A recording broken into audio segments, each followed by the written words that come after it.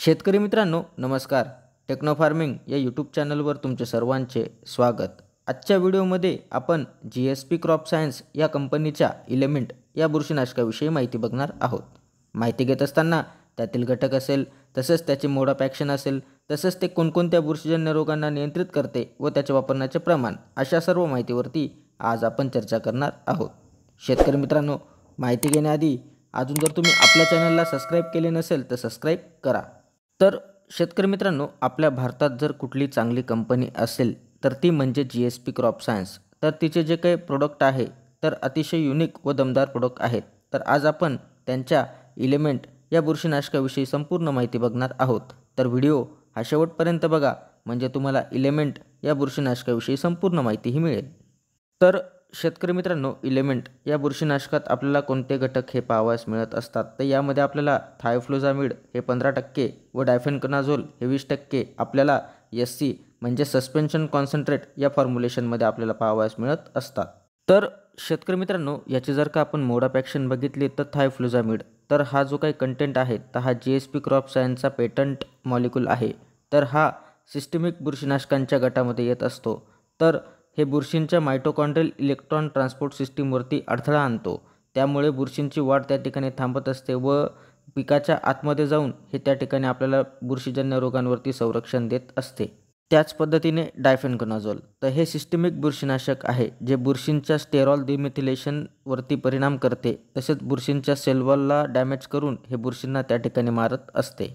तसेच शेतकरी मित्रांनो, फवारणी केल्यावरती आपल्याला पिकात काय बदल हा पाहावयास मिळत असतो. तर हे विविध बुरशीजन्य रोगांवरती आपल्याला ब्रॉड स्पेक्ट्रम नियंत्रण देत असते. तसेच यामध्ये आपल्याला ट्रान्सलॅमिनार ॲक्शनसुद्धा पाहावयास मिळते.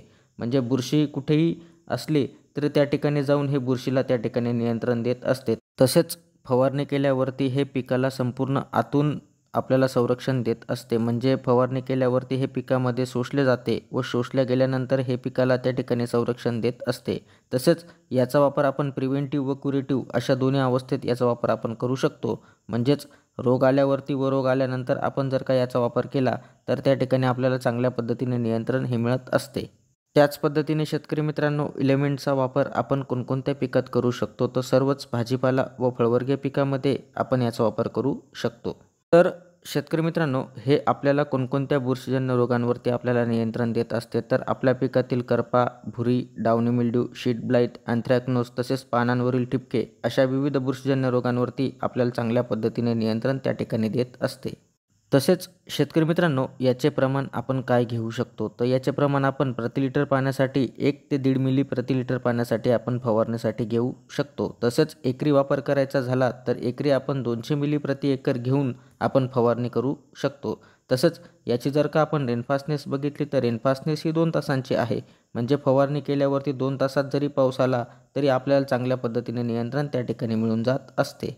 तर शेतकरी मित्रांनो, हे एक चांगले ब्रॉड स्पेक्ट्रम बुरशीनाशक आहे व आपल्याला विविध बुरशीजन्य रोगांवरती चांगल्या पद्धतीने नियंत्रण देत असते. तरी कंपनी लेबलच्या सल्ल्यानुसार जर आपण वापर केला तर त्या ठिकाणी नक्कीच आपल्याला चांगल्या पद्धतीने रिझल्ट त्या ठिकाणी मिळणार आहेत.